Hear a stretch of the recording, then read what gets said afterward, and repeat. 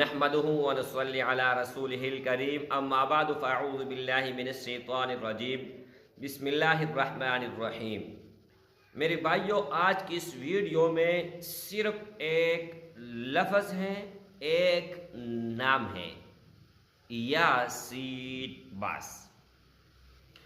اب یہ نام محمد الرسول اللہ صلی اللہ علیہ وآلہ وسلم کا ہے اور صفتی نام ہے۔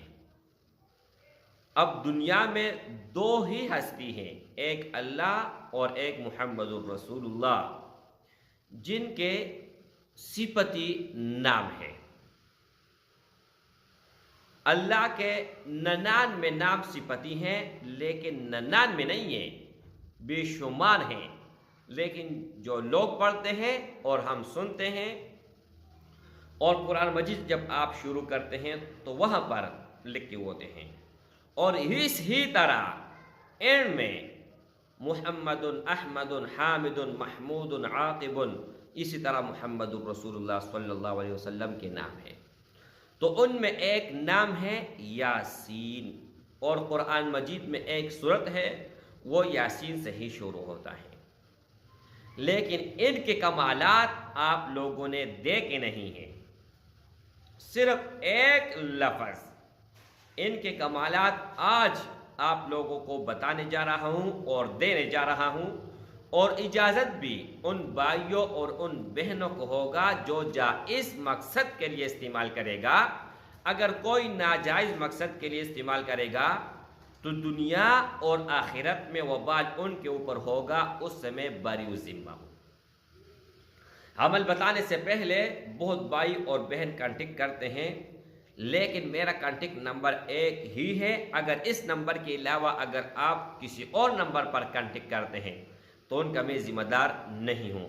0319 22 81 462۔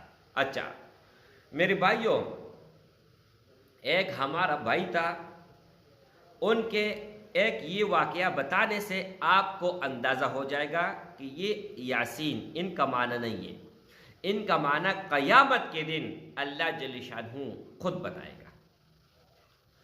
ایک میرے بھائی تھا، ان کے اوپر ایک ایسا ظالم جج مقرر تھا، بہت ظالم، کہ ان کا قصور بھی نہیں تھا۔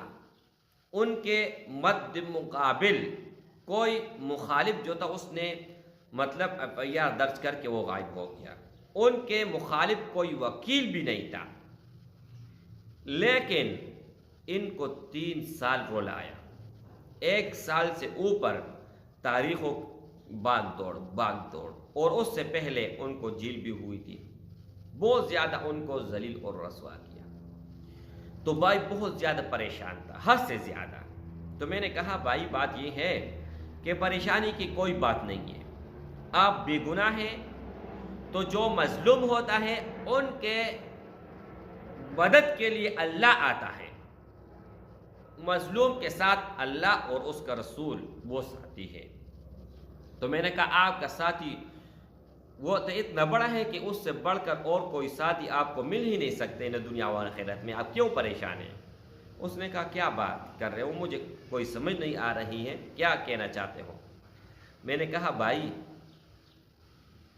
ایک لفظ میں دینے جا رہا ہوں، ایک لفظ۔ جب آپ گھر سے نکلو تاریخ کے لیے، اس وقت سے لے کر جب تک آپ لوٹے نہیں ہیں تب تک آپ پڑھیں یاسین یاسین یاسین یاسین یاسین یاسین یاسین یاسین۔ بات بھی کرتے بیچ میں، بات بھی کرتے رہو، اپنا کام بھی کرتے رہو، جو مرضی کرو، لیکن دل اور دماغ میں اس جج کا تصور اپنے ذہن میں رکھو جن کے پاس آپ کا تاریخ ہے۔ مخالف کو گولی مارو، چھوڑو اس کو، اور اس لفظ کو، اور اللہ کو اپنے ذہن میں یہ سوال اللہ کے سامنے رکھیں کہ یا اللہ یہ لفظ جتنا طاقتور ہے، جتنا عظیم ہے، اور جس شخص کے لیے آپ نے رکھا ہے وہ بھی بہت بڑا عظیم ہستی ہیں اور عظیم شخصیت ہیں، ان کی برکت سے میرا جو مسئلہ ہے اس کو آپ حل فرمائیں اور اللہ مجھے کامیابی اس میں اللہ مجھے کامیابی دے دیں۔ تو بھائی نے اس ہی طرح عمل کیا۔ اول اور آخر ایک مرتبہ درود شریف لازمی ہے، زیادہ آپ اگر پڑھنا چاہیں تو پڑھ سکتے ہیں۔ تو میرے بھائیو، جیسے یہ بھائی عدالت پہنچا، عدالت پہنچنے کے بعد جب جج کے سامنے ہوا تو جج نے دونوں ہاتھ جوڑ کر ان کے سامنے رکھے کہ یار آپ کو بہت سارا تکلیف دی ہے اور اللہ سے میں ڈرتا ہوں کہ آپ کو بلا وجہ تکلیف دی ہے، نہ آپ کا مد مقابل کوئی مخالف ہے نہ کوئی وکیل ہے، اور آپ کا کیس بھی اتنا بڑا نہیں ہے، لیکن پھر بھی آپ کو میں نے تکلیف دی ہے اور میں معذرت چاہتا ہوں۔